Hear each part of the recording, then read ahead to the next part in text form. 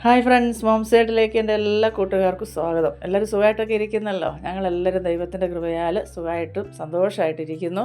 ക്രിസ്മസൊക്കെ എല്ലാവർക്കും എങ്ങനെ ഉണ്ടായിരുന്നു? അടിപൊളിയായിരുന്നോ?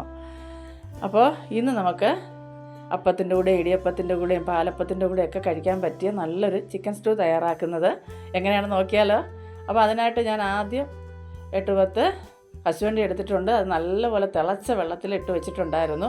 അത് നമുക്കൊന്ന് അടിച്ചെടുക്കാം. അപ്പോൾ അത് മിക്സിയുടെ ജാറിലേക്ക്, ചെറിയ ജാറിലേക്ക് ഇട്ട് കൊടുത്തിട്ടുണ്ട്. അതിലേക്ക് നമുക്ക് കുറച്ച് ഒന്നാം പാൽ എടുത്ത് വെച്ചിട്ടുണ്ടായിരുന്നു.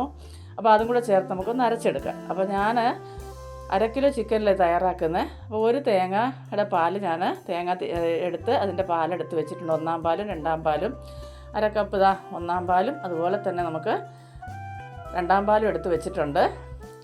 അപ്പോൾ നമുക്കിനി അതെങ്ങനെ തയ്യാറാക്കുന്നത് നോക്കാം. അപ്പോൾ നമ്മുടെ കശുവണ്ടി എല്ലാം അരച്ചെടുത്തിട്ടുണ്ട്. ഇനി നമുക്കിതാ ഒരു ചീനച്ചട്ടി അടുപ്പത്ത് വെച്ചിട്ടുണ്ട്. അതിലേക്ക് വെളിച്ചെണ്ണ ഒഴിച്ചു കൊടുത്തു. അതിലേക്ക് ഒരു പീസ് പട്ട ഇട്ട് കൊടുത്തിട്ടുണ്ട്. 2 ഏലക്ക, 2 ഗ്രാമ്പ്, അതുപോലെ തന്നെ ഒരു തക്കോലം, ഒരു ബേ ലീഫും കൂടെ ഇട്ട് കൊടുത്ത് നമുക്കൊന്ന് മൂപ്പിച്ചെടുക്കാം.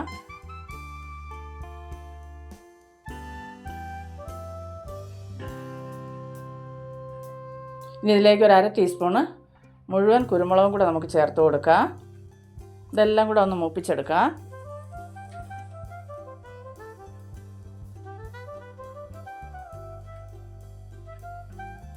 ഇനി ഇതിലേക്ക് ഒരു സവാള ഞാൻ ചേർത്ത് കൊടുക്കുന്നുണ്ട്.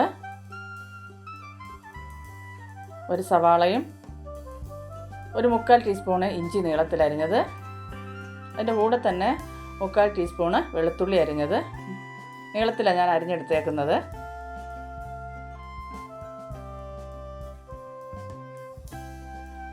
നമുക്കൊരു 3 പച്ചമുളക് ചേർത്ത് കൊടുക്കാം.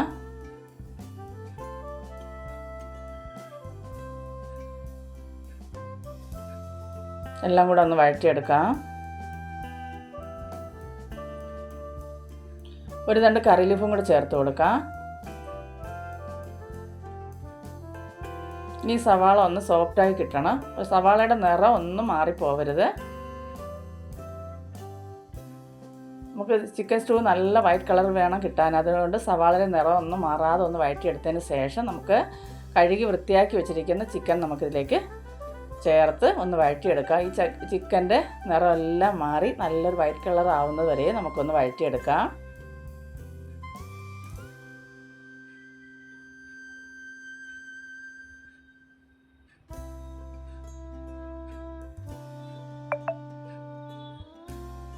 അപ്പോൾ നമ്മുടെ ചിക്കൻ്റെ നിറമെല്ലാം ഒന്ന് മാറിയിട്ടുണ്ട്. ഇനി ഇതിലേക്ക് എടുത്തു വെച്ചിരിക്കുന്ന രണ്ടാം പാലെല്ലാം ഒഴിച്ചു കൊടുത്ത് നമുക്കൊന്ന് അടച്ച് വെച്ച് ഒരു 10 മിനിറ്റോളം ഒന്ന് വേവിച്ചെടുക്കണം. അപ്പോൾ ആദ്യം ഒന്ന് തിളച്ച് വരട്ടെ, ഇതെല്ലാം ഒന്ന് മിക്സാക്കി കൊടുക്കുക.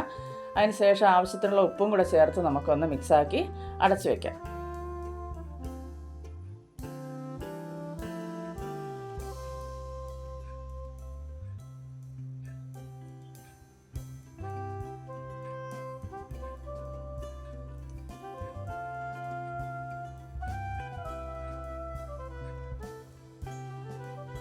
അപ്പോൾ നമ്മുടെ ചിക്കനൊക്കെ തിളച്ച് വന്നിട്ടുണ്ട്. ഈ സമയം ഒന്ന് ഇളക്കി കൊടുക്കാം.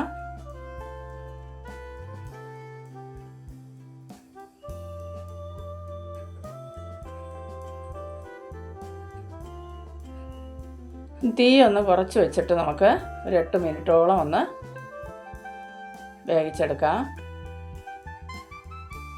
ഒരു 8-10 മിനിറ്റ് കഴിഞ്ഞിട്ടുണ്ട്. ഈ സമയം നമുക്ക് ഞാനൊരു ക്യാരറ്റ് എടുത്ത് അരിഞ്ഞ് വെച്ചിട്ടുണ്ടായിരുന്നു. അതും ഒരു പൊട്ടറ്റയും കൂടെ നമുക്ക് ചേർത്ത് കൊടുക്കാം. അതും ചേർത്ത് ഒന്ന് ഇളക്കി നമുക്ക് ഒന്ന് അടച്ചു വയ്ക്കാം. ഈ പൊട്ടറ്റയും അതുപോലെ തന്നെ നമ്മുടെ ക്യാരറ്റും എല്ലാം നല്ലപോലെ ഒന്ന് വെന്ത് വരട്ടെ.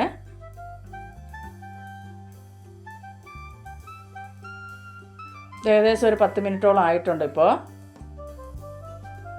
മൊത്തത്തിൽ 10-20 മിനിറ്റ് ആയിട്ടുണ്ട് കേട്ടോ.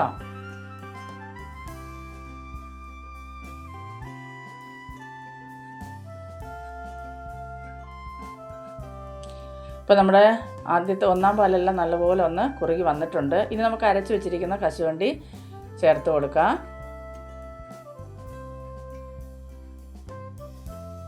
നല്ലപോലെ ഒന്ന് മിക്സാക്കി എടുക്കാം.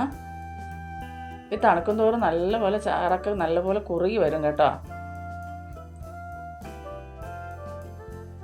ഇതാവൊന്ന് തിളച്ച് തുടങ്ങിയിട്ടുണ്ട്, തിളയ്ക്കുന്നുണ്ട്.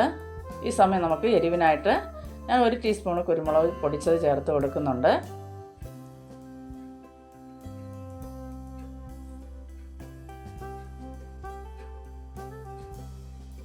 അതുപോലെ തന്നെ ഒരു 1/4 ടീസ്പൂണ് ഗരം മസാല പൊടിച്ചതും കൂടെ ചേർത്ത് ഒന്ന് മിക്സാക്കി എടുക്കാം.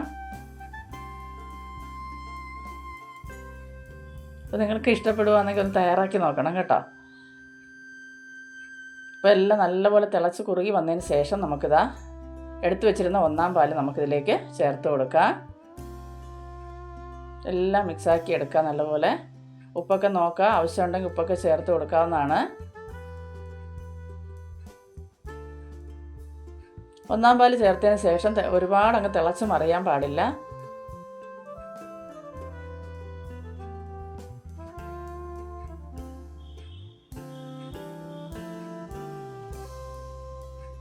അപ്പോൾ നമ്മുടെ ഈ സൈഡിലൊക്കെ ചെറുതായിട്ടൊന്ന് തിള പൊട്ടി വരുമ്പോൾ നമുക്ക് ഇറക്കാതാണ്. ഇപ്പോൾ കാണാമല്ലോ നിങ്ങൾക്ക്, ഇത്രയും മതിയാവും.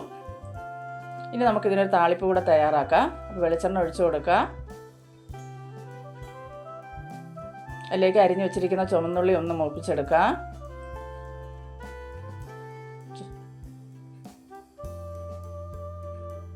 ഇതിലേക്ക് കറി ലീഫും കൂടെ ചേർത്ത് മൂപ്പിച്ചാൽ താളിപ്പ് ഇവിടെ റെഡി ആയിട്ടുണ്ട്.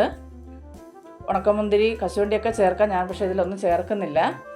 അതൊക്കെ നിങ്ങളുടെ ഇഷ്ടത്തിനനുസരിച്ച് ചെയ്യാം കേട്ടോ. താളിപ്പിന് ഉണക്കമുന്തിരിയും കശുവണ്ടിയൊക്കെ ഇഷ്ടമുള്ളവർക്ക് ചേർക്കാവുന്നതാണ്.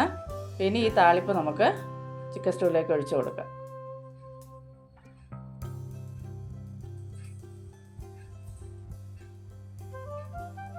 അപ്പോൾ വീഡിയോ കണ്ട് ഇഷ്ടപ്പെടുവാണെങ്കിൽ ഒരു ലൈക്കും അതുപോലെ തന്നെ ഹൈപ്പും തരാനൊന്നും മറന്നു പോരുത് കേട്ടോ.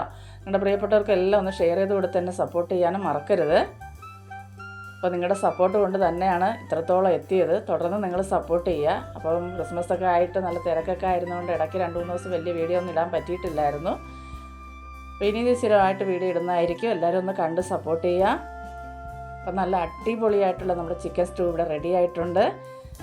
അപ്പം, ഇടിയപ്പം, അതുപോലെ തന്നെ പാലപ്പം മാത്രമല്ല, നമുക്ക് ബ്രെഡ് പൊരിച്ചതിൻ്റെ കൂടെ ഒക്കെ കഴിക്കാൻ പറ്റിയ നല്ലൊരു സ്റ്റൂ ആണ്. എല്ലാവരും ഒന്ന് തയ്യാറാക്കി നോക്കുക. നിങ്ങളുടെ അഭിപ്രായങ്ങളൊക്കെ കമൻ്റായിട്ട് അറിയിക്കാം.